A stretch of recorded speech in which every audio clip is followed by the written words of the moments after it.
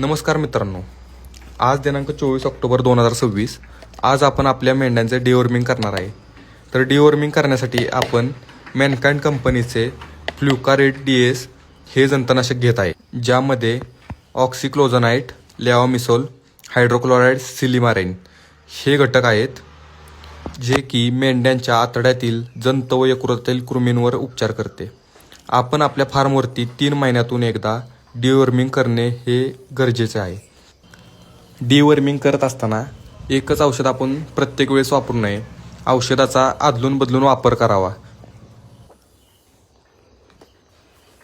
Deworming करत असताना नेहमी उपाशीपोटी सकाळच्या वेळेला डिवॉर्मिंग करणे खूप फायद्याचे ठरते.